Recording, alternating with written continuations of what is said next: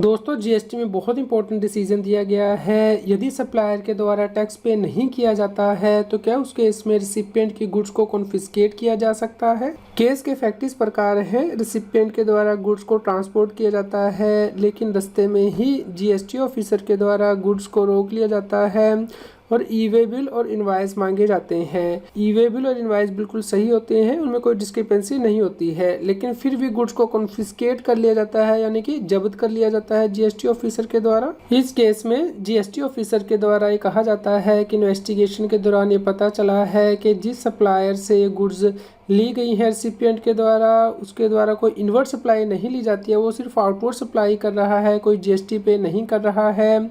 इस प्रकार जो सप्लायर इनवर्ट सप्लाई नहीं ले रहा वो आउटवर्ड सप्लाई भी नहीं कर सकता है। इस प्रकार रिसिपिएंट के द्वारा जो गुड्स खरीदी गई हैं उनके ऊपर टैक्स पे नहीं किया गया है। इस प्रकार इन गुड्स को कॉन्फिस्केट किया जाता है। इस केस में हाई कोर्ट में टैक्स पेयर के द्वारा रिट पिटीशन डाली जाती है और ये प्ली दी जाती है क्योंकि रिसिपिएंट के द्वारा जो ई-वे बिल है और इनवाइस को प्रोड्यूस कर दी गई थी और उसमें कोई डिस्क्रिपेंसी नहीं है। इस प्रकार जो गुड्स है उन्हें कॉन्फिस्केट नहीं किया जा सकता है जीएसटी एक्ट के अंतर्गत। इस केस में जीएसटी डिपार्टमेंट के द्वारा ये प्ली दी गई हाई कोर्ट में कि इस केस में रिसिपिएंट ने टैक्स को चोरी करने की मंशा से यानी कि इंटेंशन से ये गुड्स खरीदी हैं, क्योंकि जिस सप्लायर से गुड्स खरीदी गई हैं वो इनवर्ट सप्लाई ही नहीं ले रहा है और ना ही जीएसटी में कोई जीएसटी गवर्नमेंट को पे कर रहा है। इस प्रकार इन गुड्स को कॉन्फिस्केट किया जा सकता है जीएसटी एक्ट के अंतर्गत। इस केस में हाई कोर्ट के द्वारा कहा गया कि ट्रेडर को इस बात के लिए जिम्मेदार नहीं ठहराया जा सकता कि उसे पिछले व्यक्ति ने कोई डिफ़ॉल्ट किया है जीएसटी एक्ट में, क्योंकि यदि रिसिपिएंट चाहे तो भी पता नहीं लगा सकता जीएसटी एक्ट के अंतर्गत कि क्या उसके सप्लायर ने जीएसटी पे कर दिया है और क्या रिसिपिएंट इसका इनपुट टैक्स क्रेडिट क्लेम कर सकता है। जीएसटी एक्ट के अंतर्गत ऐसी कोई प्रोविज़न नहीं दी गई है जिससे कि पता लगाया जा सके। इस प्रकार जीएसटी एक्ट में रिसिपिएंट के लिए पता लगाना इम्पॉसिबल है कि क्या उसके सप्लायर ने जीएसटी पे कर दिया है और क्या रिसिपिएंट इसका इनपुट टैक्स क्रेडिट क्लेम कर सकता है।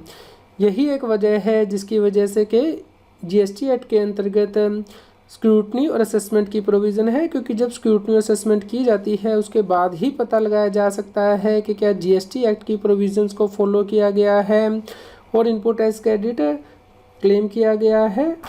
इस केस में हाई कोर्ट के द्वारा कहा गया कि ये एक लीगल प्रिंसिपल है कि किसी व्यक्ति को ऐसा काम करने के लिए नहीं कहा जा सकता जो कि वो कर ही नहीं सकता है, और यदि व्यक्ति को ऐसा काम करने के लिए बाध्य नहीं किया जा सकता जो कि वो कर ही नहीं सकता है तो ऐसा काम नहीं करने की वजह से उसे पेनलाइज भी नहीं किया जा सकता।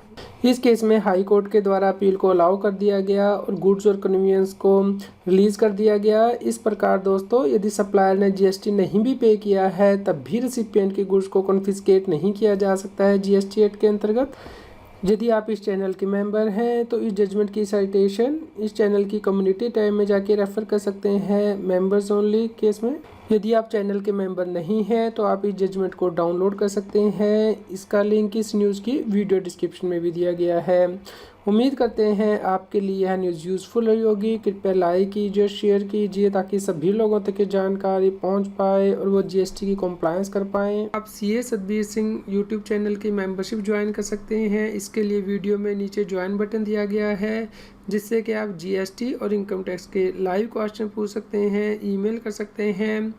इसके अलावा कम्युनिटी टैब के अंतर्गत हम मेंबर्स के लिए जीएसटी और इनकम टैक्स के केस लॉज और आर्टिकल्स पोस्ट करते हैं, जिन्हें कि आप रेफ़र कर सकते हैं। रेगुलर जीएसटी और टैक्स अपडेट के लिए इस चैनल को सब्सक्राइब करें।